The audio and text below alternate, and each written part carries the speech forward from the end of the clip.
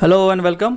तो बहुत से सब्सक्राइबर्स पूछते हैं सर ये इवेंट ट्रेडिंग क्या होता है, मतलब एफओएमसी सीपीआई बहुत कुछ सुना है और मोस्टली आपने देखा होगा कि जब भी इवेंट्स होते हैं तब क्रिप्टो में बहुत बड़ा मूवमेंट होता है, कैंडल्स में बहुत से लोग लिक्विडेट भी हो जाते हैं। तो आपको पता होना चाहिए कि एग्जैक्टली इवेंट्स क्या है, कैसे है। तो अब ऑलमोस्ट 9 साल से मैं ट्रेड कर रहा हूँ क्रिप्टो, और पहले तो 3-4 साल मुझे पता भी नहीं था ऐसा कुछ इवेंट्स वगैरह होते हैं। तो जब जैसे जैसे पता चला वैसे वैसे फिर एक एक इवेंट फॉलो करना स्टार्ट किया, फिर समझ में आ गया कि कौन सा इवेंट काम करते कौन सा नहीं करते। तो आज मैं आपको इस वीडियो में आपके चारों सवाल का आंसर्स आपको मिलेगा कि इवेंट ट्रेडिंग क्या होता है, उसके बाद कौन से इवेंट्स को इंपॉर्टेंस देना है, क्योंकि मैं ऑलरेडी ट्रेड कर रहा हूँ बहुत सालों से, तो मुझे पता है कि कौन से इवेंट पे मूवमेंट होता है और कहाँ पे नहीं होता है। ठीक है, वो मैं आपको बताऊँगा, और कहाँ पे ये इवेंट देखना है स्टेप बाय स्टेप वो समझेंगे। और जो रिजल्ट होते हैं इवेंट्स के रिजल्ट भी आपको इमीडिएटली दिख जाते हैं वो टाइमिंग पे, तो वो उसको कैसे ट्रेड करना है क्रिप्टो में वो भी मैं आपको बताऊंगा। ठीक है, तो वीडियो एंड तक देखना, बहुत इंपॉर्टेंट है। क्योंकि जब कभी आप इंट्राडे ट्रेडिंग भी करते हो तो वोलेटिलिटी मैटर करती है, और ऐसे टाइम पे ज़्यादा वोलेटाइल होता है मार्केट, तो कुछ चीज़ें आपको समझ में चाहिए कि क्या नहीं करना और क्या करना है, वो इंपॉर्टेंट है। ठीक है, तो वीडियो एंड तक देखिए और लाइक ज़रूर कीजिए। ठीक है, तो चलो स्टार्ट करते हैं विदाउट वेस्टिंग टाइम। सबसे पहले सवाल आता है कि इवेंट क्या होता है। तो देखो, इसके पहले मैंने एक वीडियो बनाया था, तो मैं डिस्क्रिप्शन में लिंक दे दूंगा, और उसमें हमने डिस्कस किया था कि फेड के जो इवेंट्स होते हैं, फेड और डॉलर जो है, तो डॉलर और बीटीसी इनका एक कनेक्शन है। ठीक है, तो यूएस रिलेटेड जो भी इवेंट्स हैं मोस्टली उनमें ज़्यादा आपको मूवमेंट्स वैसे दिखेगा। तो जब कभी इवेंट होगा डॉलर रिलेटेड इवेंट, बहुत सारी करेंसीज है वैसे ग्लोबली फॉरेक्स में ट्रेड होती है, लेकिन डॉलर के जब भी इवेंट होते हैं, यूएस के या फेड के जब भी इवेंट्स होते हैं, तब ज़्यादा मूवमेंट करता है मार्केट, और उन पे ही हमको ज़्यादा फोकस करना है। ठीक है, तो मैं आपको स्टेप बाय स्टेप बताऊंगा, और कैसे देखना है वो भी एक बार समझ लेते। तो इवेंट्स क्या होते हैं, तो फेड जो फेडरल रिजर्व है उनके कुछ इवेंट्स होते हैं, जब मीटिंग्स होती है एफओएमसी की, सीपीआई होता है, अनएम्प्लॉयमेंट के नंबर्स होते हैं, बहुत सारी चीज़ें, लेकिन 4-5 इवेंट्स में आपको बताऊंगा, उन पर ही आपको फोकस करना है, बाकी नहीं किया तो भी चलेगा फोकस, और वैसे भी उस टाइम पे मूवमेंट होगा भी नहीं। ठीक है, तो एक एक करके समझते हैं। सबसे पहले सवाल ये सॉल्व करते हैं कि देखना कहाँ है। अब अगर ट्रेडिंग व्यू में आप आते हो कहीं भी, ट्रेडिंग व्यू में राइट साइड में अभी ये यहाँ पे रखा है, कैलेंडर्स करके है। कैलेंडर्स में आप आने के बाद ये ऐसा कुछ खुल जाएगा आपके लिए। ओके, अब इसमें सेटिंग में बहुत सारे इवेंट्स देखेंगे, देखो कंट्रीज़ के फ्लैग्स भी है, फिनलैंड का है, ये है, वो है, जर्मनी है, सारे कंट्रीज़ के। लेकिन आपको क्या करना है, यहाँ पे कंट्रीज़ में जाके सबसे पहले यूएसए सिलेक्ट करना है। ठीक है, तो यूएसए सिलेक्ट करने के बाद जो बाकी इवेंट्स है वो निकल जाएंगे, बाकी कंट्रीज़ के इवेंट्स हमें वैसे भी क्रिप्टो में ज़्यादा मैटर नहीं करते, उसको हम नहीं देखेंगे। अब देखोगे तो काफ़ी बड़ी लिस्ट है फिर भी, है ना, बहुत सारे छोटे छोटे इवेंट्स भी होते हैं, कुछ कंज्यूमर प्राइस रिलेटेड होते हैं, या बहुत कुछ मैन्युफैक्चरिंग रिलेटेड, क्रूड ऑयल के कुछ होते हैं, अलग अलग कमोडिटीज़ के अलग अलग इवेंट मैटर करते। तो अभी हम इसमें से यहाँ पे एक बटन दिख रहा होगा आपको, ओनली हाई इंपॉर्टेंस। ठीक है, तो इसमें कुछ 3-4 कैटेगरीज होती है कि कौन से इवेंट ज़्यादा इंपॉर्टेंट है, कौन से कम इंपॉर्टेंट है। तो जो ज़्यादा इंपॉर्टेंट है उन पे हम फोकस करेंगे, क्योंकि रोज़ कोई ना कोई इवेंट होता है और आप फिर वेट करोगे कि ये इवेंट की वजह से कुछ इंपैक्ट होगा, और ऐसे कुछ होता नहीं। ठीक है, तो जो 4 इवेंट्स मैं आपको बताऊंगा उन पे ही फोकस करना है। ओके, अब देखो सारे इवेंट्स निकल गए। अब डॉलर रिलेटेड यहाँ पे कंट्रीज़ के इवेंट्स हैं, और उसमें से बहुत इंपॉर्टेंट जो है उनको ही हमने ऑन रखा है। ओके, अब कैटेगरीज वगैरह है इसमें, तो उसके चक्कर में मत पड़ो, बहुत से आप कम भी कर सकते हो, लेकिन फिर भी नाम हमें पता है तो मैं आपको डायरेक्टली वो बता सकता हूँ। ठीक है, और ये अगर ट्रेडिंग व्यू पे नहीं करना है, तो अगर आप मोबाइल पे वगैरह देख रहे हो समझो, तो एक फॉरेक्स फैक्ट्री नाम का एक वेबसाइट है। ठीक है, उसमें भी आप जाओगे तो उसमें आपको इवेंट्स देखने मिल सकते हैं। ठीक है, बहुत सारे वैसे कैलेंडर्स है, फॉरेक्स वाले लोग ऑलरेडी यूज़ करते हैं कितने सालों से, लेकिन क्रिप्टो में आपके लिए नया हो सकता है। ठीक है, तो फॉरेक्स फैक्ट्री ये एक अच्छा वेबसाइट है, यहाँ पे आप जाके इवेंट्स देख सकते हो। तो अगर हम यहाँ पे फिल्टर्स में जाएंगे तो यहाँ पे आपको वही करना है, बाकी सब कुछ डिसेलेक्ट करना है, सिर्फ रेड वाला जो है बहुत इंपॉर्टेंट है वो रखना है।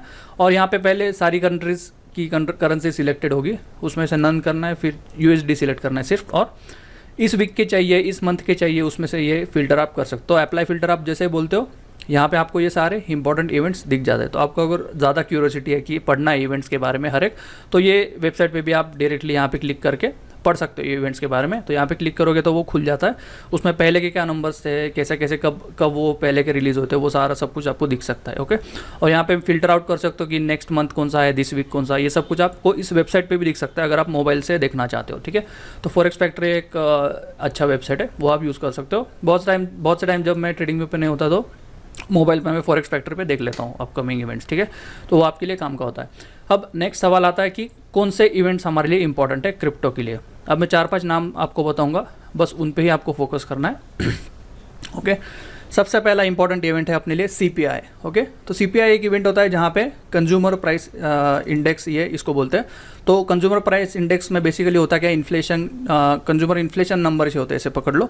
तो कोर इन्फ्लेशन रेट, ये ऐसे नाम से लिखा हुआ कोर इन्फ्लेशन रेट, वो हमें देखना है। तो सीपीआई रिलेटेड ये इवेंट होता है। ओके, वो प्राइस इंडेक्स से रिलेटेड होता है और इन्फ्लेशन ये डिफाइन करते हैं।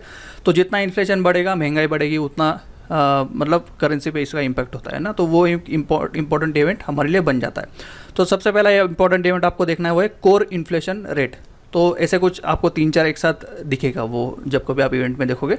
तो कोर इन्फ्लेशन रेट ये आपको अब यहाँ पे टाइमिंग भी आता है। देखो 14 अगस्त को ये इवेंट था, शाम को 6 बजे था, यूएस टाइमिंग में था। ये इंडियन टाइम है, जो कुछ भी है आईएसटी है। तो इंडियन टाइम आप चेंज करोगे तो वो आपको आपकी कंट्री के हिसाब से भी टाइमिंग दिखने लग जाएगा ट्रेडिंग व्यू के ऊपर। तो 6 बजे था ये, और इसकी एक्चुअल फिगर्स और ये फिगर्स मैं बता दूँ कैसे इसको ट्रेड करना है, वो एंड पार्ट में समझेंगे, जहाँ पे हम इसको एक्चुअली ट्रेड कैसे करना है वो भी समझने वाले। ठीक है, तो सबसे पहला इवेंट है कोर इन्फ्लेशन, ये आपको देखना है।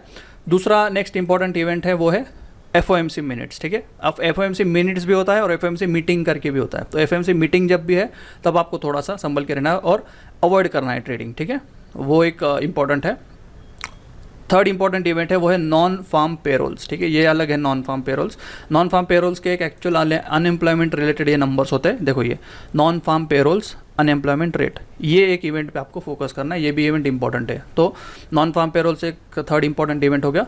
और चौथा इंपॉर्टेंट इवेंट है जब भी फेड के जो हेड होते हैं उनका स्पीच रहेगा। तो पोवेल है अभी के हेड, तो उनका स्पीच है, तो समझ लीजिए पीछे अभी दिखा था मुझे। तो फेड चेयरमैन स्पीच का जब भी फेड का जो टॉप है उनका स्पीच रहता है तब आपको संभल के रहना है। ठीक है, तो वो देखो अभी 23 तारीख को 7:30 बजे था, तो आपको BTC में मूवमेंट दिखाई होगा शाम के टाइम। ठीक है, 7:30 के बाद इवेंट आपको उस दिन ज़्यादा वोलेटिलिटी होती है। ओके, अब ये 4 इवेंट जो है उसके अराउंड ही आपको ज़्यादा वोलेटिलिटी दिखेगी। बाकी ये ISM मैन्युफैक्चरिंग, जॉब ओपनिंग्स वगैरह, इनमें कुछ ज़्यादा मूवमेंट होता नहीं BTC में। ठीक है, क्रिप्टो में स्पेसिफिकली हम क्रिप्टो के बारे में अभी डिस्कस करें तो क्रिप्टो के रिलेटेड ही मैं आपको बता रहा हूँ। ठीक है, फॉरेक्स वगैरह में बाकी हो सकता है इम्पैक्ट, लेकिन इस पर यहाँ पर ज़्यादा इम्पैक्ट नहीं होता। अब दूसरा सवाल आता है कि इसको ट्रेड कैसे करना है। अब ये बहुत ही इंपॉर्टेंट एस्पेक्ट है, क्योंकि एज अ ट्रेडर आपको पता होना चाहिए कि इवेंट को कैसे ट्रेड करना है। सबसे पहले इंपॉर्टेंट चीज़, एक चीज़ समझ लो, इवेंट के दिन बहुत ज़्यादा वोलेटिलिटी होती है। ठीक है, अब चलो मार्केट में वॉल्यूम कम है इसलिए थोड़ी बहुत वोलेटिलिटी कम दिखेगी, लेकिन समझो बुल रन वगैरह में जब ये इवेंट्स आते हैं ना, तो एक एक कैंडल बहुत बड़ी बड़ी बनती है। आप सोच भी नहीं सकते इतनी बड़ी बड़ी, और दोनों साइड बनती है। ठीक है, ऐसा नहीं कि ऊपर ही बनती है, नीचे के साइड भी बन सकती है, ऊपर के साइड भी बन सकती है। बहुत बार इवेंट के 1 मिनट के कैंडल नीचे जाती है 10-20%, 10-20% रिवर्स भी होती है और फिर 10% ऊपर भी जाती है। तो इतना डेंजरस होता है ये इवेंट्स के दिन और उस स्पेसिफिक टाइम पे ट्रेड करना। ठीक है, तो सबसे पहले चीज़ आपको देखना है कि इवेंट कब है। अब देखो 6 सितंबर को इवेंट है, अब शाम को 6 बजे इवेंट है। ओके, शाम को 6 बजे आपको एक भी ट्रेड नहीं लेना है। ओके, सबसे पहले ये समझ लो कि इवेंट के टाइम ट्रेड मत लो, कोई पोजीशन ओपन मत रखो, क्योंकि इनका रिजल्ट जो होते हैं वो ऊपर नीचे हो सकते हैं। कभी पॉजिटिव रिजल्ट होता है, कभी नेगेटिव रिजल्ट होता है। अब पॉजिटिव रिजल्ट क्या होता है, नेगेटिव क्या आता है, वो भी मैं आपको बताऊँगा। ठीक है, अब समझ लेते हैं कि समझो अभी ये अब अपकमिंग इवेंट है, तो 29 को समझो, ये इंपॉर्टेंट नहीं है इतना, लेकिन एग्जांपल के लिए चलो ये 0.2 दिख रहा है। ओके, अब देखो समझो ये CPI इवेंट होता, कोर इन्फ्लेशन का इवेंट होता, और एक प्रायर एक फिगर होता है यहाँ पे राइट साइड में दिखेगा। तो प्रायर नाम से एक होता है जो लास्ट टाइम के फिगर से एक फोरकास्ट होता है। ठीक है, फोरकास्ट मतलब क्या, जो बाकी एक्सपर्ट्स हैं इंडस्ट्री में, तो बाकी लोग कुछ एक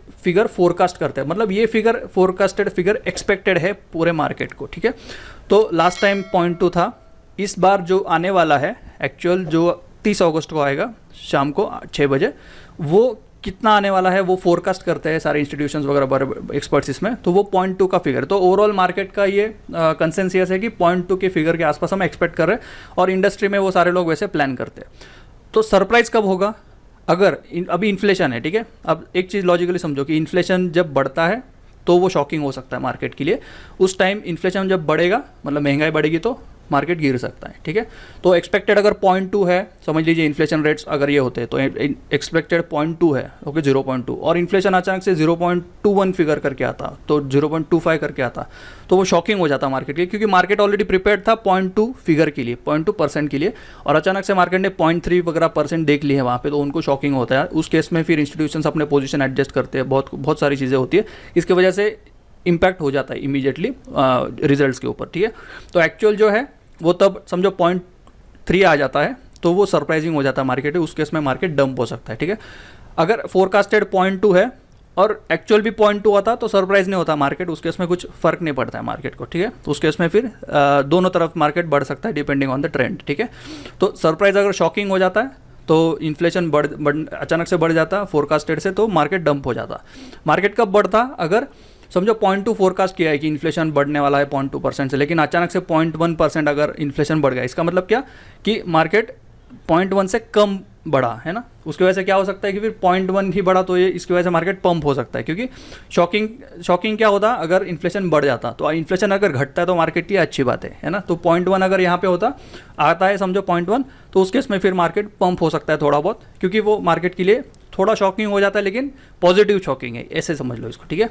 वैसे अगर अनएम्प्लॉयमेंट का इवेंट है तो शॉकिंग क्या हो सकता है, अनएम्प्लॉयमेंट नंबर, समझो मार्केट ने कुछ अनएम्प्लॉयमेंट नंबर फोरकास्ट किए यहाँ पे।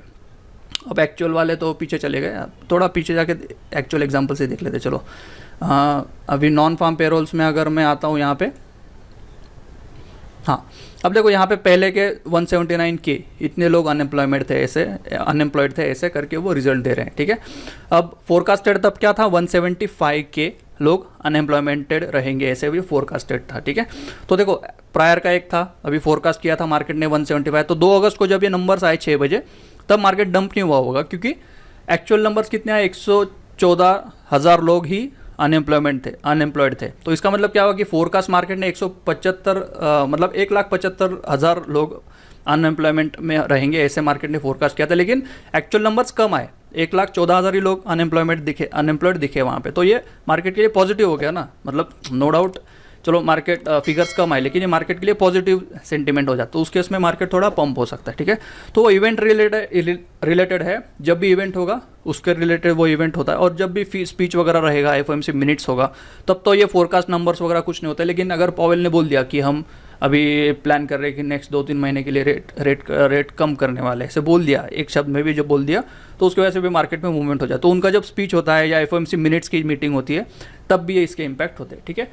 अब और एक इंपॉर्टेंट सवाल आता है कि इवेंट्स को ट्रेड कैसे करना है। अब देखो चलो नंबर्स आ गए, शाम को 6 बजे नंबर्स आ गए, नंबर्स आने के बाद 2 घंटे के लिए कुछ नहीं करना है, ठीक है। नंबर जब भी इवेंट के नंबर्स आते हैं, इंपॉर्टेंट इवेंट जो भी मैंने आपको बताया, उनके जब नंबर्स आते हैं उनके 2 घंटे उसके बाद कुछ नहीं करना है, ठीक है। तो समझो अभी इवेंट 6 बजे है, ठीक है, इवेंट 6 बजे है, तो 9 बजे के बाद आपको ट्रेडिंग करना है, ओके। क्योंकि इसकी वजह से क्या होता है कि जब भी इवेंट्स हो जाते हैं ना, उसके बाद एक स्पीच भी होता है, कभी कभी आधे घंटे में 1 घंटे में उनका कुछ ना कुछ टीवी पे चल रहा होता है। तो स्पीच की वजह से भी जो लोग इंस्टीट्यूशंस है वो भी अपने पोजीशंस एडजस्ट करते हैं, ओके। कभी पॉजिटिव बोल दिया स्पीच में, कभी रिजल्ट अच्छा आ गया और स्पीच में निगेटिव बोल दिया, तो भी मार्केट उल्टा रिएक्ट हो जाता है। तो मार्केट बहुत सेंसिटिव होता है, ये समझ लो। उसकी वजह से क्या हो सकता है कि पोजीशंस एडजस्ट हो जाती। तो 2 घंटे के लिए 3 घंटे के लिए कुछ ट्रेड मत करो, उसके बाद शायद आपको ट्रेंड मिल सकता है, दूसरे दिन अच्छा ट्रेंड बन सकता है, ठीक है, depending on the event, okay. तो ये एक चीज़ बहुत इंपॉर्टेंट है कि ट्रेड कब करना है, तो इवेंट के 1-2 घंटे कुछ मत करो, इवेंट के बाद, उसके बाद ही ट्रेड करो। और इवेंट के 1-2 घंटे पहले भी कुछ नहीं करना है, क्योंकि समझो आपने लॉन्ग 4 बजे, समझो 6 बजे इवेंट है शाम को, आपने 4 बजे लॉन्ग पोजीशन लेके रखा, आपको क्या पता कि इवेंट में रिजल्ट पॉजिटिव आएगा निगेटिव आएगा, आपको नहीं पता है ना। तो बेटर है कि इवेंट के 2 घंटे पहले, इवेंट के 2 घंटे बाद कुछ नहीं करना है, उसके बाद चाहे तो आप पोजीशन लो। और इवेंट के टाइम मोस्टली मैं अपनी पोजीशन क्लोज कर देता हूँ, ठीक है। अब लगता है कि चलो यहाँ से पंप हो रहा है और मैं ऑलरेडी पॉजिटिव में हूँ मेरा PNL में, तो मैं पोजीशन थोड़ा कट ऑफ करके उसको बाकी छोड़ देता हूँ SL लगा के, ठीक है। तो वो डिपेंड करता है कि तब कैसा ट्रेंड है, क्या है, उसके ऊपर सारी चीज़ें डिपेंड है। लेकिन इवेंट के 2 घंटे पहले, 2 घंटे बाद आपको कुछ नहीं करना है, उसके बाद अपनी पोजीशंस ले लो, क्योंकि BTC अचानक से पंप या डंप हो गया तो भी अल्ट कॉइन्स में ज़्यादा रिएक्शन आता है और आप लिक्विडेट भी हो सकते हो और ये गड़बड़ हो सकती है, ठीक है। तो इसके बाद जब कभी इवेंट ट्रेडिंग करोगे तो इवेंट रहेगा, उसके हिसाब से अपना ट्रेडिंग करो, इंट्राडे करना है, जो भी करना है वो उसके हिसाब से अकॉर्डिंगली एडजस्ट करो, ठीक है। बाकी छोटे छोटे इवेंट्स होते हैं, इनमें ज़्यादा इंपैक्ट होता नहीं, मैंने देखा है, चलो इंपॉर्टेंट है, लेकिन क्रिप्टो में ज़्यादा इसका इंपैक्ट होता नहीं BTC में, इसकी वजह से मैं उसको मैंने कवर नहीं किया, ठीक है। तो ये सारी चीज़ें समझ लो, और ये लाइफ लॉन्ग आपको हेल्प करने वाला, हमें बताने वाला कोई नहीं था, ये सारी चीज़ें मैंने एक्सपीरियंस से कर करके जो मैं आज बता रहा हूँ आपको हेल्प कर सकता है, ठीक है। तो चलो मिलते हैं फिर नेक्स्ट वीडियो में, वीडियो लाइक कर देना अगर अच्छा लगा, और मिलते हैं नेक्स्ट वीडियो में। Take care, bye bye, see you.